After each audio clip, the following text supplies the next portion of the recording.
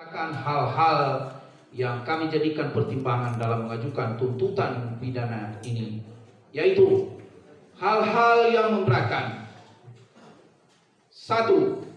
Perbuatan terdakwa secara konsisten membuat konten terus-menerus tanpa rasa menyesal dan dengan sengaja mengobarkan kata-kata bohong kurang lebih 100 kali di dalam video-video YouTube miliknya yang ditujukan kepada masyarakat banyak dan kepada siapa saja yang dapat mengakses dan menonton video tersebut, video terdakwa tersebut. Terdakwa telah sejak lama meresahkan masyarakat Desa Brujul, Kecamatan Cimerah, Kabupaten Pangandaran, tempat awal domisilinya sebelum terdakwa diusir dari kampungnya sekitar tahun 2002 karena perbuatannya mempengaruhi orang lain untuk berpindah keyakinan. 3. Terdakwa masih mau berbohong kepada masyarakat asal kelahirannya pada tahun 2015 dengan mengumumkan sekaligus menobatkan dirinya telah menjadi haji. Dan untuk mengukuhkan pernyataan terdakwa tersebut, terdakwa menambah di depan namanya bertuliskan huruf H sekaligus menambahkan sendiri penulisan dan penamaan Muhammad di depan nama asli terdakwa. Padahal masyarakat Desa Brujul, Kecamatan Cimerah, Kabupaten Pangandaran mengenali nama terdakwa sebagai Kosman bin Sunet. Penambahan nama terdakwa tersebut tidak melalui prosedur penetapan pengadilan sebagaimana ketentuan yang berlaku selama ini. Penambahan huruf H dan penambahan nama Muhammad di depan nama asli terdakwa tersebut dapat dilihat dalam KTP yang bertuliskan H. Muhammad Kosman yang dibuat pada tanggal 17 Mei 2017.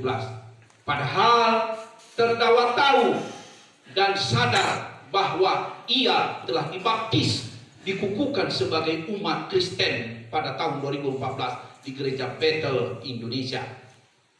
5. Kelanjutan kebohongan terdakwa kembali diulanginya pada saat pembuatan KTP pada tahun 2017, di mana terdakwa tidak memberikan identitas sejujurnya kepada kantor dinas kependudukan dan catatan sipil Kabupaten Bekasi terkait agama baru yang dianut terdakwa, yaitu Kristen. Padahal terdakwa tahu dan sadar dia telah dibaptis, dikukuhkan pada tahun 2014 sebagai umat Kristen. Entah apa maksud dan tujuan terdakwa tersebut membiarkan identitas agamanya bertuliskan beragama Islam. Kebohongan lainnya, terdakwa mengaku telah melaksanakan ibadah haji pada tahun 1997 sewaktu terdakwa TKI di Arab Saudi. Pengakuan ini adalah bagian dari kebohongan aneh bin ajaib, di mana terdakwa mengakui telah melaksanakan ibadah haji hanya selama 2 hari saja. Tentu penjelasan tersebut mengada-ngada karena pelaksanaan waktu ibadah haji ada rukun haji yang harus dilalui beberapa tahap dan memerlukan waktu yang panjang yang diakhiri dengan wukuf di Arafah. Kesemua pelaksanaan ibadah haji tidak selesai hanya dalam waktu 2 hari saja, sebagaimana yang disampaikan oleh terdakwa di depan persidangan ini. Disinilah letaknya kebohongan besar terdakwa, selalu menyampaikan pemberitaan atau kesaksian bohong agar pada pendengar cerita darinya orang lain menjadi yakin orang yang tidak memahami tentang rukun haji. Padahal cerita terdakwa tersebut hanyalah dongeng terdakwa belaka tanpa rasa malu memberitakan ke sana famili di Desa Brujul, Kecamatan Cimerah pada tahun 2015 dengan mengaku-ngaku terdakwa berstatus haji. Terdakwa berbelit-belit dalam memberikan keterangannya dan tidak mengakui terus terang perbuatannya. Hal-hal yang meringankan. Terdakwa, dalam perkara terdakwa ini, hal-hal yang meringankan terhadap diri terdakwa tidak ada yang patut dipertimbangkan. Berdasarkan uraian tersebut di atas, kami penuntut umum dalam perkara ini dengan memperhatikan ketentuan pasal 182 ayat 1 huruf A, pasal 22 ayat 4, pasal 193 dan ketentuan pasal 222 Undang-Undang Nomor 8 tahun 1987 81 tentang Undang-Undang Hukum Acara Pidana serta peraturan perundang-undang yang bersangkutan. Menuntut Majelis Hakim Negeri Ciamis yang memeriksa dan mengadili perkara ini memutuskan mengatakan terdakwa H. Muhammad Kosman alias Muhammad Kece alias Muhammad Kace alias Muhammad Kosman Cornelius alias Kosman bin Sunen terbukti secara sah dan meyakinkan bersalah melakukan perbuatan dengan menyiarkan berita atau pemberitaan bohong dengan sengaja menerbitkan keonaran di kalangan rakyat. Jika di antara beberapa perbuatan, meskipun masing-masing merupakan kejahatan atau pelanggaran, ada hubungannya sedemikian rupa, sehingga harus dipandang sebagai satu perbuatan berlanjut, sebagaimana diatur dan diancam pidana dalam pasal 14 ayat 1 Undang-Undang Republik Indonesia nomor 1 tahun 1946 tentang peraturan hukum pidana junto pasal 64 ayat 1 Kitab Undang-Undang Hukum Pidana sebagaimana dalam dakwaan primer, menjatuhkan pidana penjara kepada terdakwa H. Muhammad Kosman alias Muhammad Kece alias Muhammad Kace alias Muhammad Kosman Cornelius alias Kosman bin Sunet selama 10 tahun penjara dikurangi selama terdakwa berada dalam tahanan. Menyatakan barang bukti berupa 1 sampai 8 terlampir dalam berkas perkara. Allahumma salli ala sayyidina Muhammad wa ala ali sayyidina Muhammad nahmaduhu wa nasta'inuhu wa nastaghfiruhu wa na'udzu billahi min shururi anfusina wa min sayyiati a'malina may yahdihillahu fala mudilla lahu wa may yudlil fala hadiya lahu asyhadu an la ilaha illallah wahdahu la syarika lahu wa asyhadu anna sayyidana Muhammadan 'abduhu wa rasuluhu ba'athahu Allahu rahmatan lil alamin wa nusalli wa nusallim 'alaihi wa 'ala alihi fil awwalin wal akhirin wa fil mala'in 'ala ila yaumiddin. Alhamdulillah, jumpa kembali bersama Aventador 007. Pada kesempatan kali ini saya ingin mereaksi sebuah konten dari channel Word of Christ yang diasuh oleh Bishop Joshua Tewu, yang pada kesempatan kemarin kalau nggak salah dia menghadirkan seorang tamu, yaitu sebut saja Habib Reza Fauzan Al-Hamid. Mereka membahas mengenai MKC lagi, dan judulnya adalah MKC dizalimi oleh JPU. Oke, tapi benarkah bahwa MKC itu dizalimi oleh JPU? Nah, mari kita lihat masalah ini secara komprehensif, secara detail, secara faktual. Jadi ya, supaya Reza Fauzan Al-Hamid ini juga tahu, saya kira seharusnya Reza Fauzan Al-Hamid ini sebelum dia hadir di situ dan sebelum dia bicara, dia seharusnya mempelajari dulu latar belakang masalah yang dihadapi oleh MKC dan apa bedanya dengan Yahya Walloni, kasus yang atau masalah yang menimpa Yahya Walloni, dan kenapa Yahya Walloni hanya dituntut 7 bulan dan divonis 5 bulan, kenapa si MKC ini dituntut 10 tahun. Nah, itu harus dipelajari dulu. Oke, kita dengarkan dulu apa kata dari Joshua Tewu. Tamu spesial saya ini bukan orang biasa. Karena apa? Justru dia merupakan tokoh agama yang menjadi panutan, yang istilahnya bukan Kristen, tokoh Islam, tetapi mau berbicara soal komitmen penegakan hukum di Indonesia yang harus profesional, jujur dan adil, serta penerapannya harus benar. Ya, bagaimana selanjutnya pembicaraan kami? Kenapa beliau marah juga terhadap kezoliman yang diterima oleh MKC dalam soal putusan atau bukan putusan hakim, belum tuntutan jaksa penuntut umum. Ya, kasusnya sama, penodaan agama dengan Yahya Walloni, jaksanya sama, tetapi kemudian jaksanya menuntut Yahya Walloni 7 bulan, sementara MKC 10 tahun. Wow. Oke, kembali saya ulang ya. Pada konten saya sebelumnya saya sudah pernah sampaikan bahwa apa sih beda kasus antara Yahya Walloni dan MKC ini. Yahya Walloni memang saat itu dia sering kali menghina-hina ajaran Kristen, ajaran Nasrani, dan saya sendiri tidak suka dengan beliau. Saya pribadi tidak suka, bahkan saya melarang di rumah saya untuk memutar atau memperdengarkan ceramah-ceramah dari Yahya Walloni, karena meskipun yang dibicarakan adalah ajaran agama lain, tapi saya tidak suka ada orang mencela, menjelek-jelekan ajaran agama lain. Nah, Yahya Walauni, begitu dia ditangkap, sejak itu dia sudah menyadari kesalahannya. Dia tidak mau dibela oleh pengacara, dan dia juga membenarkan semua dakwaan dari jaksa. Dan dia menyesali apa-apa semua yang dia pernah lakukan berkaitan dengan penghinaan kepada ajaran agama Kristen. Dia menyadari itu semua, dia menyesali, dan dia memohon maaf kepada PGI sebagai perwakilan dari masyarakat Kristen di Indonesia. Dan beliau dimaafkan. Oke? Dan beliau berjanji tidak akan mengulangi lagi. Bahkan beliau menyerah berapapun hukuman yang akan diberikan kepada dia, dia akan terima. Itu dia sampaikan langsung. Tetapi mungkin pertimbangan jaksa dan hakim melihat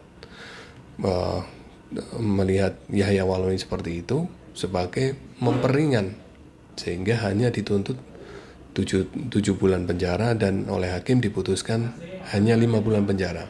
Dan alhamdulillah beliau sekarang sudah bebas, dan beliau membuktikan setelah bebas dia podcast di tempatnya Deddy Corbuzier, dan dia sampaikan lagi komitmennya untuk menjaga persatuan di Republik ini, menyampaikan kedamaian kepada semua masyarakat.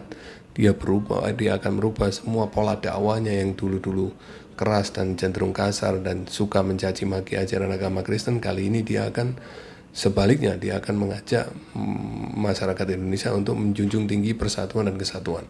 Itu sudah bagus, itu dia buktikan. Nah, sementara MKC, apakah MKC seperti itu juga?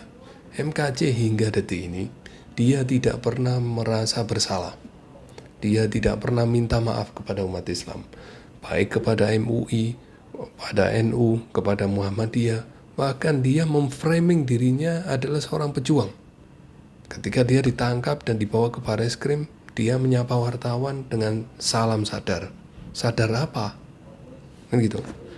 Itu yang membedakan antara Yahya Walauni dengan MKC. Jadi apa yang dilakukan oleh jaksa itu sudah sesuai. Yaitulah keadilan, bentuk keadilan seperti itu. Keadilan diberikan sesuai haknya. Haknya MKC yaitu 10 tahun itu. Oke. MKC tidak pernah meminta maaf, tidak pernah menyesali, tidak pernah berjanji untuk tidak mengulangi lagi. Kemudian dia memframing dirinya sebagai seorang pejuang entah apa yang diperjuangkan. Kemudian teman-temannya yang sesama murtadin yang di kelompok si Saifuddin Ibrahim itu juga memframing tentang MKC ini. Bahkan ada usaha untuk membawa ke dunia internasional kasus ini. Begitu ada berita di media internasional memberitakan MKC oleh Saifuddin Ibrahim, digembar-gemborkan seolah-olah ini masyarakat dunia sedang memperhatikan kasus MKC ini. Alhasil ini semua memperburuk keadaan MKC juga, memperburuk keadaan kita sebagai sesama anak bangsa. Dan saya akhirnya mempertanyakan jiwa nasionalisme dari orang-orang murtadin ini ketika mereka mempunyai inisiatif untuk mengangkat kasus MKC ini ke dunia internasional. Bagaimana rasa nasionalisme mereka sehingga mereka memberikan peluang kepada asing untuk menekan bangsa Indonesia.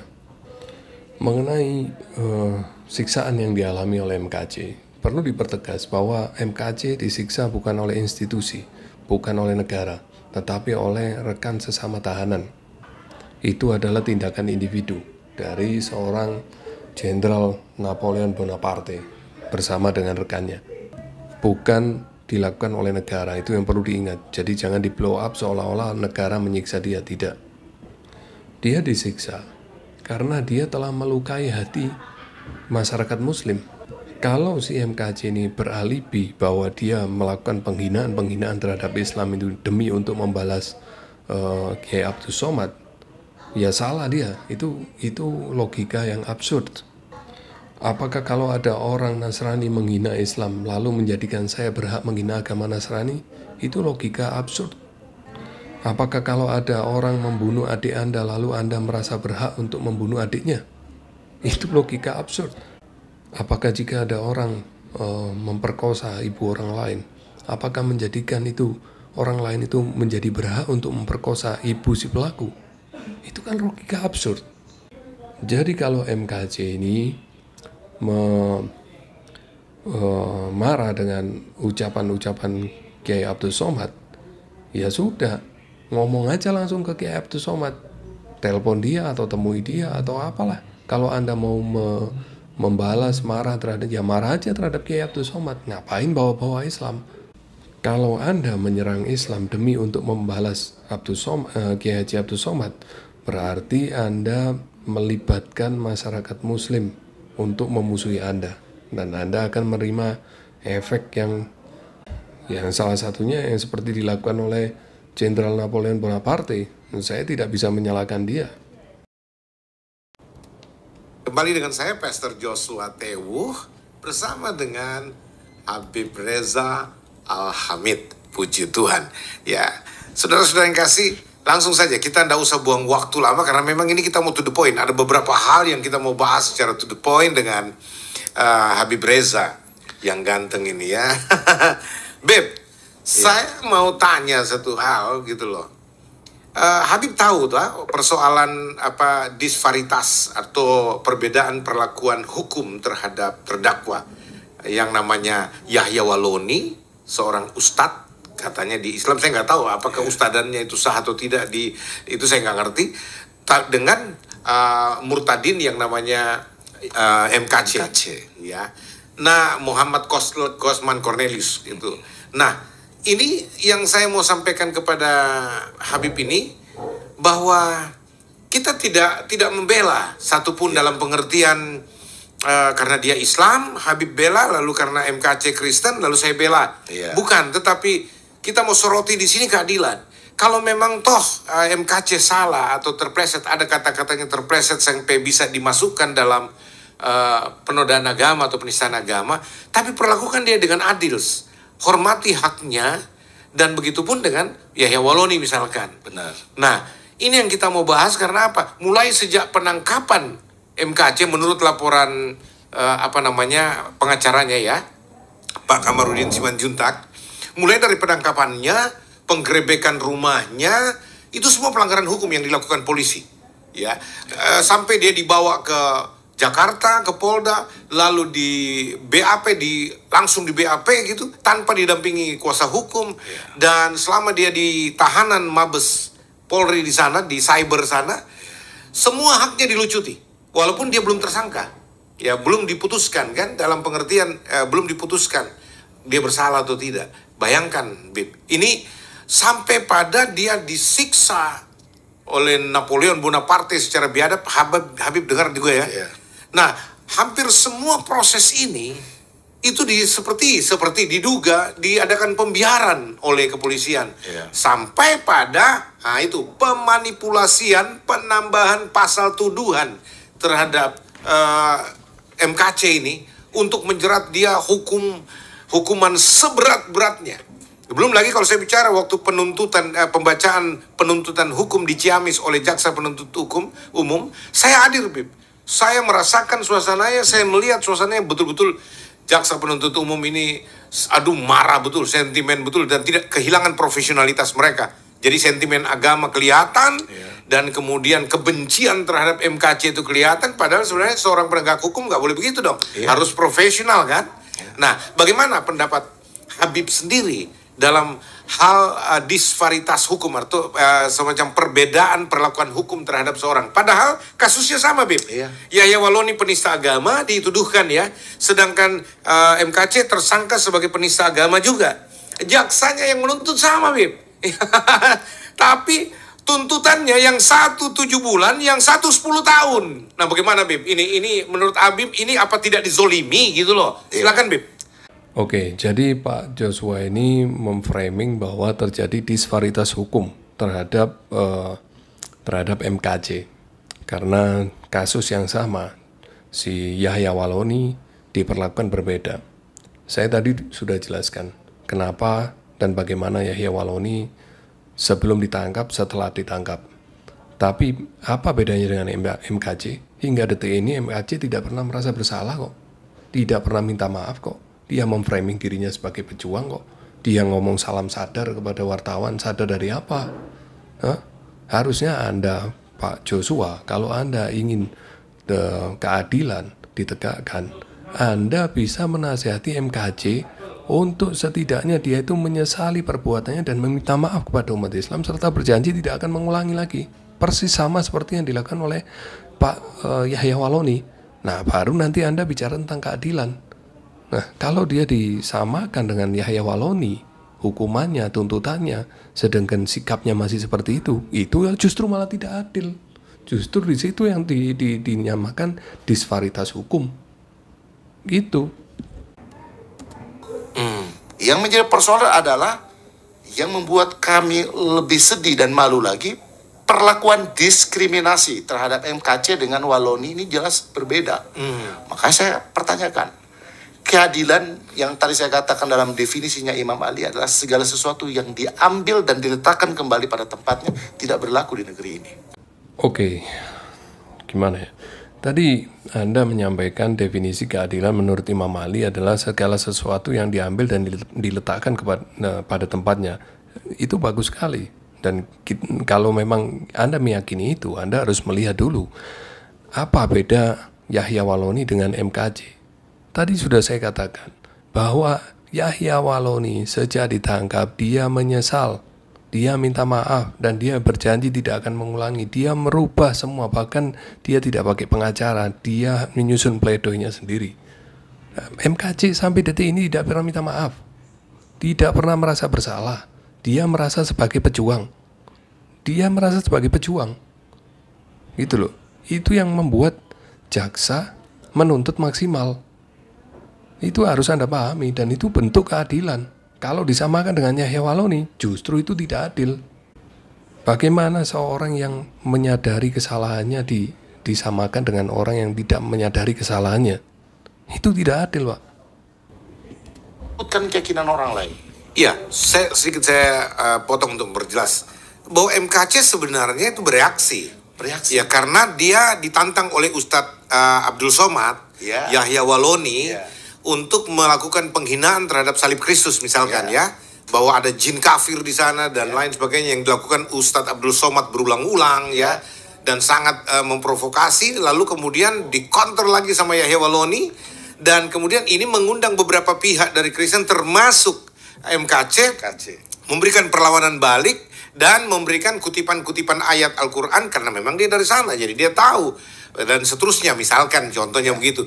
Nah, betul yang Habib bilang bahwa kalau Yahya Waloni memang dari awalnya memang provokasi, bukan karena dia bereaksi, tapi memang dia sengaja provokasi dan membangun kebencian, penyebaran kebencian terhadap agama Kristen. Bagaimana? Dan itu menjadi tren. Ya, itu bukan reaksi cerdas. Itu bukan reaksi cerdas dari seorang penganut Nasrani yang taat. Bagaimana mungkin Anda mereaksi seorang Abdul Somad, seorang Yahya Waloni dengan mencaci maki agama Islam? Itu kan sama dengan Anda mengajak ribut 200 juta orang Muslim di Indonesia. Kalau Anda marah terhadap Abdul Somad, ya udah urusan aja sama Abdul Somad, lapor polisi kayak, lapor ke MUI kayak, melewat PGI kayak, atau lewat lembaga-lembaga resmi yang lain. Yahya Waloni, kalau Anda marah dengan dia, lakukan hal yang sama. Anda bisa lapor ke polisi, lapor lewat lembaga resmi seperti lewat PGI, minta bantuan, pakai advokat, lain sebagainya. Tapi jangan menyinggung agama Islam. Kalau Anda menyinggung, mencaci maki ajaran agama Islam, berarti Anda mengajak ribut 200 juta orang Muslim di Indonesia. Itu goblok sekali. Berarti Anda akan memperbanyak musuh. Padahal sebetulnya musuh Anda cuma 2 orang, Abdul Somad dan Yahya Waloni. Kini musuh Anda ratusan juta orang. Kalau ada suatu penganut agama tertentu, atau katakan ustadz mencaci, menghina agama Kristen, itu tidak berarti mewakili semua agama Islam. Semua umat Islam melakukan hal yang sama. Dan juga itu tidak menjadikan Anda berhak untuk mencaci maki balik agama Islam. Oke, analoginya seperti ini. Misalnya ada seorang memperkosa ibu orang lain, tidak menjadikan dia berhak untuk memperkosa ibu orang lain. Itu loh, logikanya itu begitu.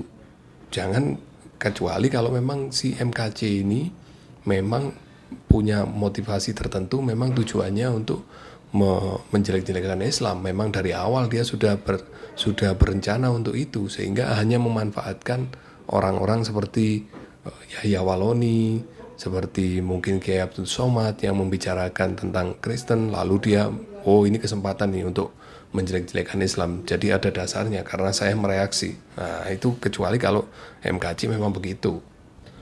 Dan itu salah. Bukan malah benar, malah tambah salah. Ini yang mesti diberitahukan, Bib, supaya orang tidak salah paham. Karena kita ini mengadakan streaming begini untuk menganjurkan akhlak yang mulia bagi rakyat Indonesia tanpa pandang bulu. Ya, karena itu masalah akhlak, moralitas itu baik Muhammad maupun Kristus mengajarkan itu, Beb. Bahkan kami diajarkan misalkan begini. Janganlah membenci orang yang membenci kamu, tapi berdoalah bagi mereka yang membenci kamu. Janganlah membalas kutuk dengan kutuk, tapi berkatilah mereka yang mengutuk engkau. Ditampar pipi kirimu, kasih pipi kananmu. Lempar batu, balas kapas. Jangan membalas kejahatan dengan kejahatan. Kasihilah sesamamu manusia seperti dirimu sendiri. Bahkan Kristus mengajarkan begini, Bib, kalau engkau mau lebih sempurna, kasihilah musuhmu. Itu sebabnya kami juga mencoba menerapkan ini, walaupun kami tahu bahwa kami sangat lemah, penuh kekurangan sebagai manusia. Tapi ini saya bilang, kalau kita tidak memulai ini, Bib, untuk melakukan revolusi mental dalam pengertian mendapatkan akhlak yang mulia sebagai orang Indonesia yang katanya negara ini negara agamis, ya, ini kan, kita kecolongan berat ini, Bib. Nah, indah sekali kan ajaran Kristus. Nah, kalau memang ajaran Kristus itu seperti itu, dan saya yakin memang ajarannya seperti itu, kenapa Anda menganggap bahwa MKC ini teraniaya, padahal dia melakukan sebuah kejahatan, melanggar dari ajaran Kristus? Harusnya Anda tidak memframing bahwa MKC ini teraniaya. Harusnya Anda sibuk menasihati MKC untuk dia menyesali perbuatannya dan meminta maaf kepada umat Islam agar masalah ini cepat selesai dan dia dihukum ringan, dan dia harus berjanji juga tidak akan mengulangi lagi perbuatannya. Dan Anda juga menasihati sahabat Anda, Saifuddin Ibrahim, untuk berhentilah dia ngoceh-ngoceh, menjelek-jelekan Nabi Muhammad, menjelek-jelekan Islam. Ayolah, kan ajaran Kristus itu cinta kasih. Kan ajaran Kristus itu jangan membalas kejahatan dengan kejahatan. Bukankah seperti Anda katakan tadi bahwa Kristus mengajarkan kasihilah musuhmu? Sedangkan apa yang dilakukan oleh MKC dan dengan Saifuddin Ibrahim yang notabene mengaku adalah pembela Kristus, tetapi setiap hari-harinya hanya mengkhianati ajaran Kristus, dan setiap hari-harinya hanya mengajak permusuhan kepada umat Islam. Nah, ini Anda harus nasihati mereka. Begitu, itu wujud dari sikap Anda yang meneladani ajaran Kristus. Selama Anda tidak mau menasihati mereka, hanya sibuk mengajak dalam tanda petik Habib-Habib untuk podcast bareng dengan Anda, kemudian diajak membicarakan bahwa MKC dizolimi, MKC diperlakukan tidak adil, diajak untuk mengikuti framing Anda, percuma, tidak akan menyelesaikan masalah. Karena luka ini tidak akan sembuh, gitu loh. Sembuhnya luka ini bila MKC minta maaf kepada umat Islam, minta maaf kepada organisasi-organisasi umat Islam seperti MUI, NU, Muhammadiyah, minta maaf dan menyesali semua perbuatannya dan berjanji tidak akan mengulangi lagi. Selesai. Dan kita akan menerima MKC sebagai sesama anak bangsa, sebagai saudara sebangsa setanah air. Begitu, Pak. Oke, Pak Joshua, saya kira kalau saya mau menanggapi semua isi dari podcast yang durasinya hampir 2 jam ini panjang sekali, tapi saya anggap poinnya itu hanya di 2 titik itu, yang lain-lainnya itu nggak begitu penting, tapi titik beratnya di yang saya sampaikan tadi itu. Oke, kiranya ada kurang lebihnya saya mohon maaf. Wabillahi taufiq wal hidayah wal afu minkum. Wassalamualaikum warahmatullahi wabarakatuh.